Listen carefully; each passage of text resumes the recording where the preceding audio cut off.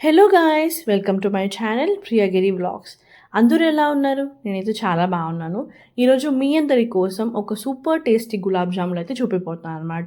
Taste చాలా బాగుంటుంది. So first అయితే మనము పాలని కాంచి చల్లార్చి పెట్టుకోవాలి. మనము చల్లారిన పాలను తీసుకొని గులాబ్ జాముల పిండిలో మెల్లమెల్లగా వేసి ఇలా చూపించిన విధంగా స్లోగా మనము మిక్స్ చేసుకోవాలన్నమాట. మనకి ఆల్రెడీ మనము చపాతీ పిండి అయితే మిక్స్ చేసుకుంటున్నాం కదా, మనకు తెలిసే ఉంటుంది. సో సేమ్ అలానే దీంట్లో కొంచెం ఈ గులాబ్ జాముల పిండిని కూడా ఇలా మనము మిక్స్ చేసుకోవాలన్నమాట. ఇక్కడ చూస్తున్నారు కదా, సో ఇలా బాగా ప్రెస్ చేసి బాగా మిక్స్ చేసుకోవాలి.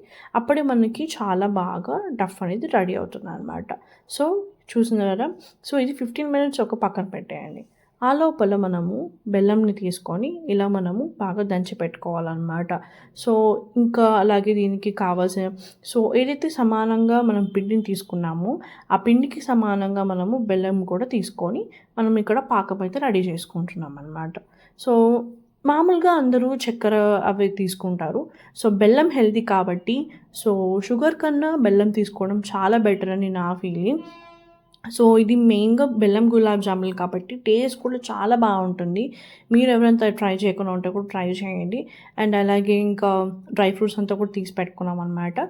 సో మన ఇక్కడ రెడీ అయిపోయింది మన డఫ్ అనేది. చూడండి ఎంత సాఫ్ట్‌గా ఉంది కదా. సో ఈ క్వాంటిటీలో ఉంటే కూడా సరిపోతుందనమాట.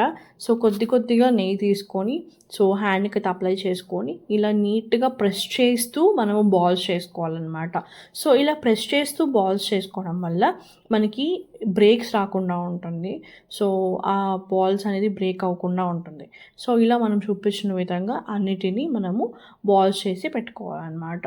సో నాకైతే చాలా అంటే చాలా ఇష్టం అండి గులాబ్ జామ్ అంటే ఫేవరెట్.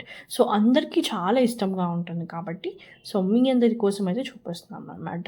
సో ఇలా అన్నిటినీ మనము చూపించిన విధంగా ఇలా బాల్స్ చేసి పెట్టుకోవాలి. సో మళ్ళీ చెప్తున్నాను, బాగా ఇలా ప్రెస్ చేసుకొని బాల్స్ చేసుకోండి. అప్పుడైతే మీకు చాలా బాగా వస్తుందన్నమాట, బ్రేక్స్ లేకుండా. సో చూస్తున్నారు కదా, ఇలా అయితే చేసుకోండి.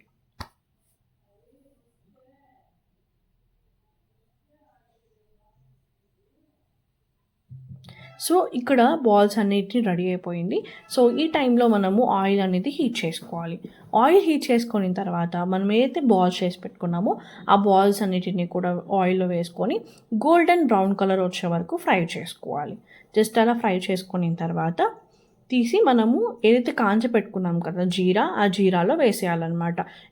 సో ఆ జీరాలో అన్నీ మనము వేసి మిక్స్ చేసుకునేస్తే మన సూపర్ టేస్టీ గులాబ్ జాములు అయితే రెడీ అయిపోతుంది. టేస్ట్ చాలా అంటే చాలా బాగుంది. మీరు కూడా తప్పకుండా ట్రై చేయండి.